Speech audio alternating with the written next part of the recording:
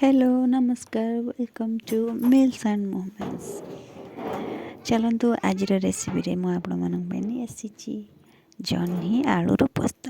जह्नी आलू पोस्त आमको दरकार जह्नी आ कि आलू तार मसला आमको दरकार कि पोस्त अदा जीरा 2 ରୁ 3ଟି कंचा लंका आ चारुमगज। प्रथम आम कौन करवा ना ये सब मसला गुड़ी को आम प्रथम भल भाव में फाइनली पेस्ट करनवा और किसी चॉप्ड ओनियन नवा आउ कि चॉप्ड टमाटो नवा। चलतु एबे आम रेसिपी को आरंभ करवा। प्रथम फ्राए पैन को गैस रे बसई नवा। तेल गरम हो सारा पर से किसी जीरा ऐड करवा। जीरा गुड़ को किसी समय फुटला से काटी रखि पियाज को पकेबा। पियाज को प्रथम लाइट ब्राउन हवा पर्यंत टिके भाजी नवा। पियाज को आम अधिका किसी भाजवा ना। ये देखो लाइट ब्राउन कलर हो आसला पियाज। आम जो मसला को प्रिपेयर करते से मसला को एबे ऐड करदे।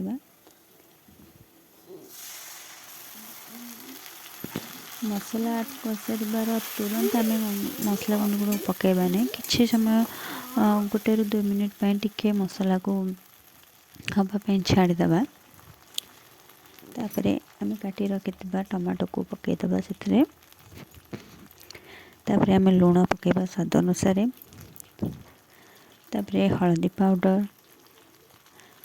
रेड मिर्च पाउडर जदि छोट पिला भी खाଇବା खाते तो आप रेड मिर्च पाउडर को स्किप करें। तापर किसी कलर पे आम काश्मीरी रेड चिली ऐड करवा। तार मेन इनग्रेडिएंट्स होची मो अनुसार मैं पकाऊँ। आपने पकई चाहिए भी पकई पारे ना पकई पारे ना। जीरा गुंड धनिया गुंड तार मुख्यटा जो मुझे कहली से हूँ चिकेन मसला जोटा कि ये आलू पोस्तर टेस्टा को एनहांस करदेव। आपड़ सारे पकईक देखते तापर जानवे। एबे मैं मसला को हवापाई छाड़देवा किसी समय। धीरे धीरे मसलाटा कुक हम टमाटोटा टिके भल भाव में सीझीज।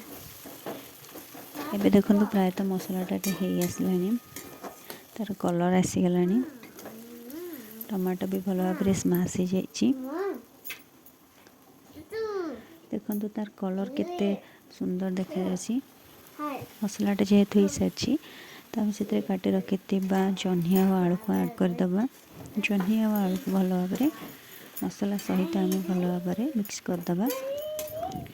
मिक्स कर सारा पर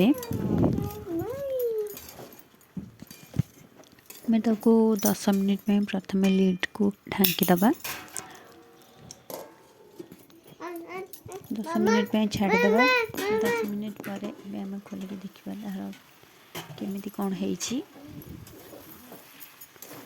आमको ये पानी आवश्यकता ही किसी ना कारण जह्नी बहुत गुड़ा पानी बाहर तो से आम पानी दबानी। आम हाई फ्लेम रे आउ थे लिड को ढांकी नवा। मु लिड खोली देसी देखो बहुत सारा पानी बाहरी जाइए। आम हाई फ्लेम पुणी थे हाई फ्लेम रे 10 मिनिट ରୁ 15 मिनिट पे छाड़देवा कारण हाई फ्लेम रे नदेले पानी गुड़ा भल भाव में सोक करबनी। एबे देखो सीझी आसला पानी गुड़ा भी भल भाव में सोक हो जाए। प्रायतः ऑलमोस्ट हो गला आलू गुड़िक सीझीगला।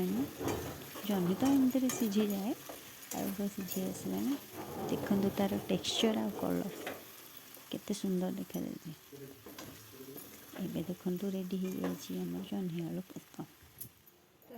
एबे आम को गरम गरम से सर्व करवा भात सहित आ रोटी भी सहित। वीडियोटी भल लगी शेयर करेंगे लाइक करेंगे सब्सक्राइब करेंगे। Thank you.